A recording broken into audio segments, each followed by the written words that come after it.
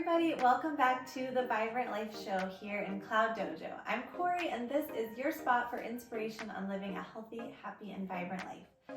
I wanted to talk today about something that I think gets really often overlooked in relation to health and wellness, and that is emotional regulation.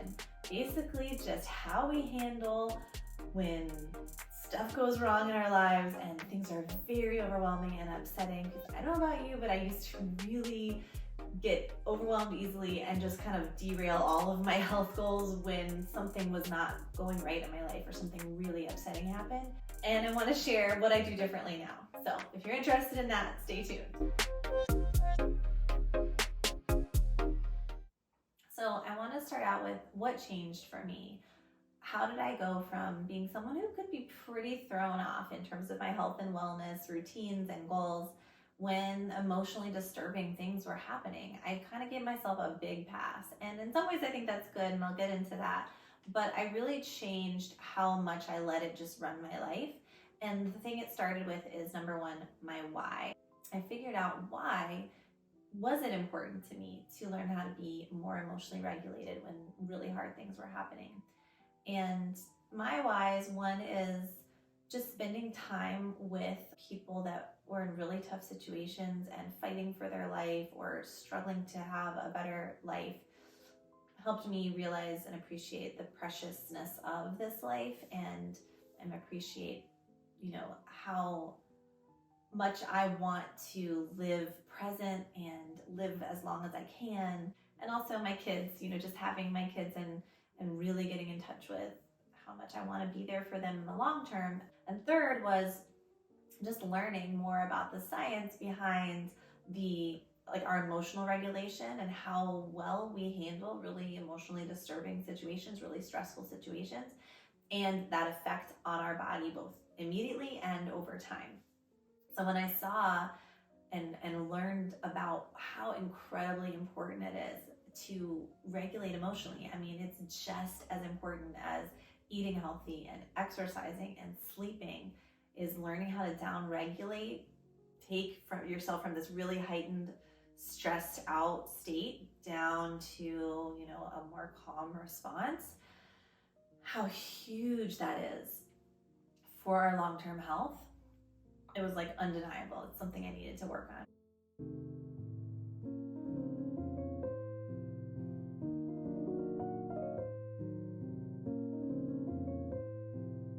So I committed to that and I started studying, well, how do we do this? Because it feels so automatic. Something really disturbing happens. Somebody's really mean to you, or, judges you unfairly, or somebody, in your life is really hurting and you feel that pain, or you have a real argument and disagreement with someone that you care about and it's just feels trapped and you can't work it out. All those are so disturbing. But what I used to think was the automatic thing is just, okay, that's what I'm going to focus on now because that's a really major issue in my life. And all my healthcare routines, that's not what matters right now. I just need to comfort myself. I need to, what I would do is just watch a bunch of movies and eat ice cream. And, I think people have all different ways that they handle those feelings. So I had to really start learning what can I do, because it felt so automatic. So one thing is I started learning about somatic experiencing and emotional regulation. And I just started watching, I can link some books below, and I started watching a lot of interviews and also taking classes and just different courses where, I learned and practiced different techniques. And another thing I think is also just life teaches you, you go through it enough, but really if we're going through it without this awareness of, okay, how did I respond to this situation? What do I want to do differently next time? Then it's not really learning. But the exposure therapy of life can be looked at as, oh, I'm learning something. So what I started doing is, first, when something really disturbing happens, I have started training myself in the same way we train in martial arts. When something, as soon as an attack happens, you can't stop your immediate flinch response. They've studied that, and there's really that's kind of in there. But after the flinch response, learning to take a breath and try to get back into your body. And so I've been really working on, as soon as something disturbing happens, I try to notice that initial reaction and bring awareness back to myself. What did I just do? That, just simply that awareness, and then taking a breath and breathing into that. Then, if I'm able to, I try to immediately take a break, because what I've tried to make a rule for myself is don't act when I'm feeling heightened emotions. That's just not the time for action. I have to take a break and I have to deal with those emotions.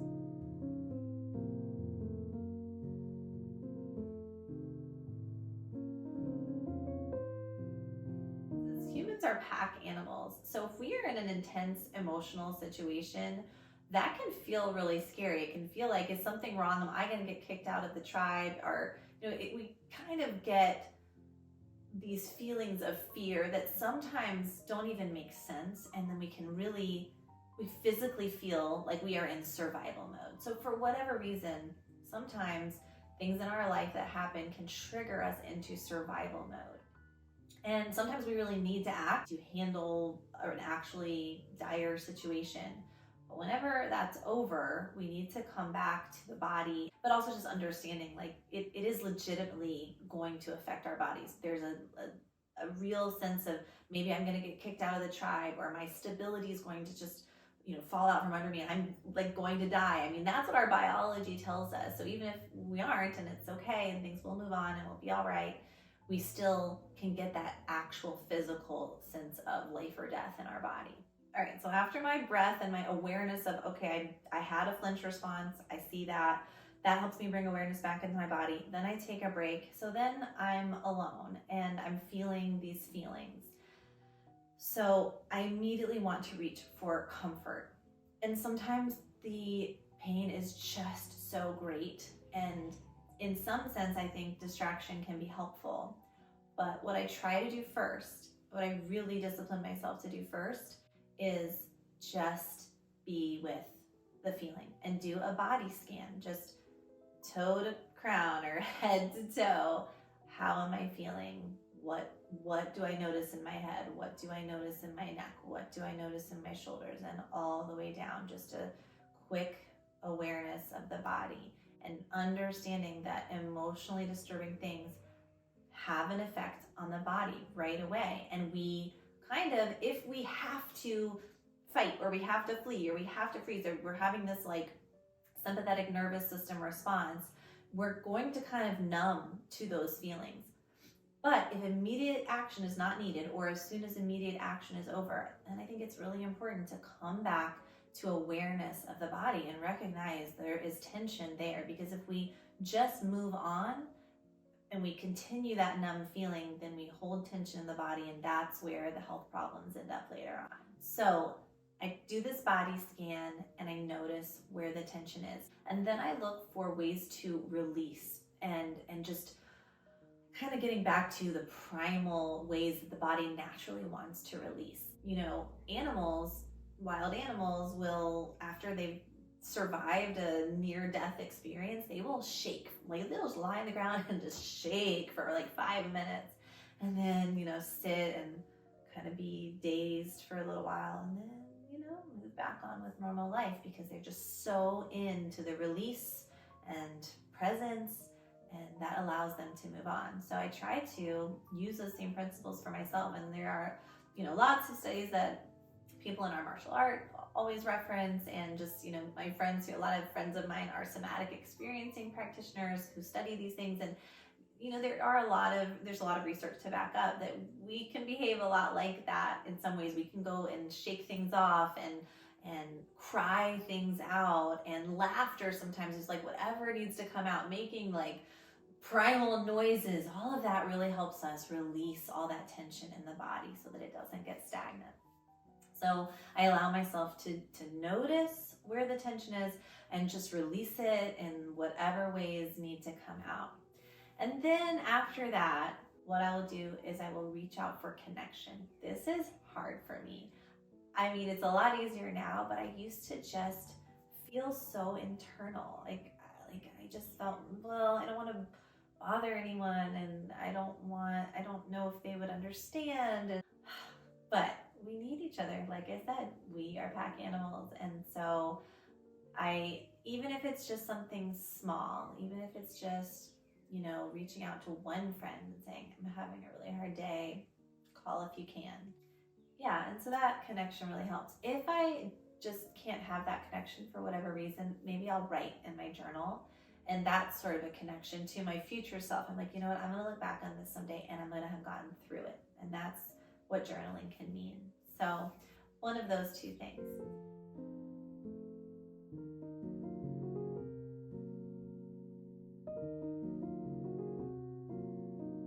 I do that, and then maybe I will do something distracting, but I will choose the distraction and I will give a time limit on it ahead of time.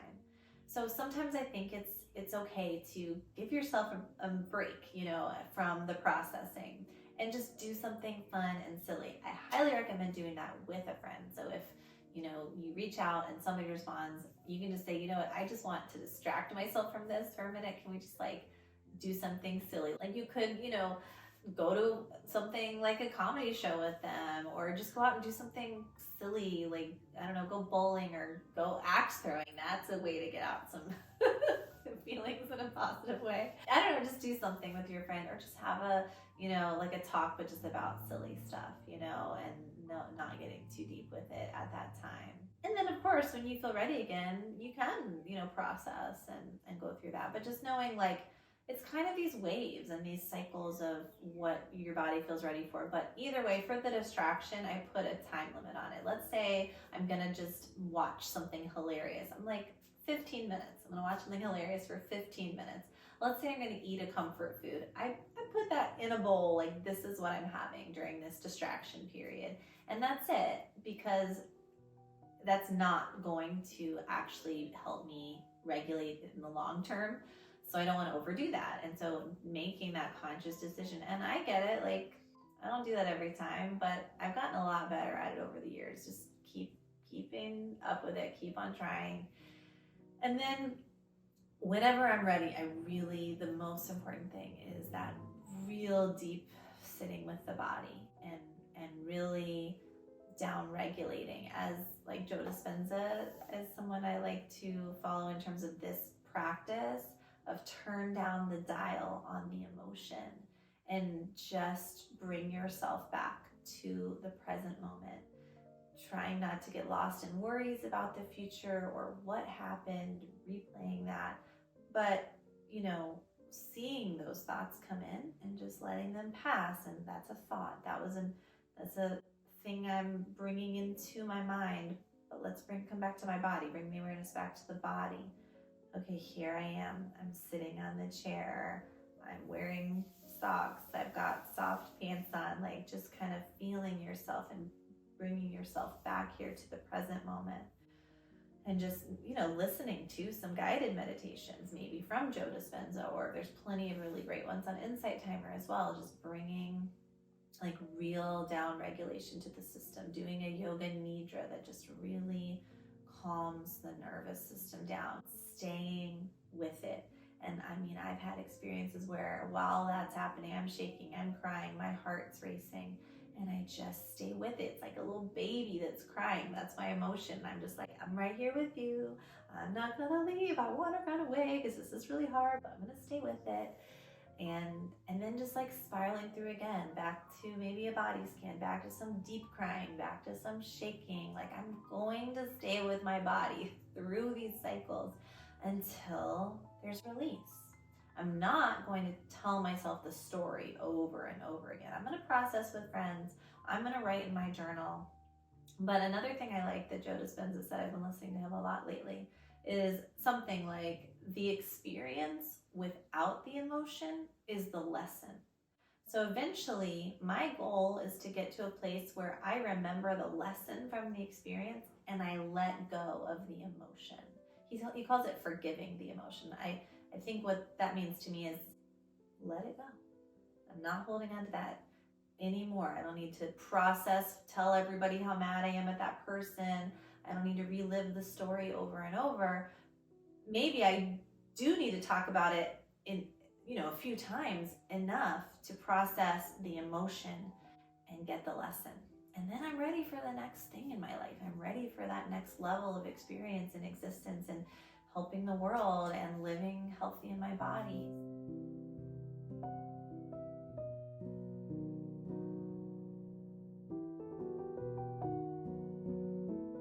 And once that I'm through, this process, on whatever day I'm feeling this heightened emotion, I do make sure to try to get as quickly back into my regular wellness practices. Maybe not all of them, but like one or two.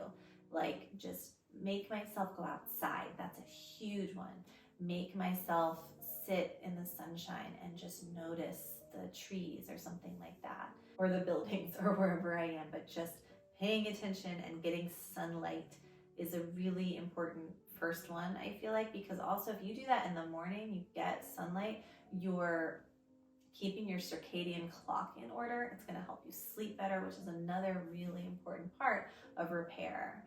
But when you're done with the sleep, get up in the morning and get the sunlight again and go through that process so we don't get stuck in, depression and really down feelings, which I think can happen when we need to move emotion and then we just can't face it and we kind of shut down. I mean, I do that. I do it a lot less now though. And I really, I think a lot of it is just time and practice and education and awareness and doing the hard stuff. But yeah, that's kind of what I do. I just jump back in as best I can and be gentle with myself.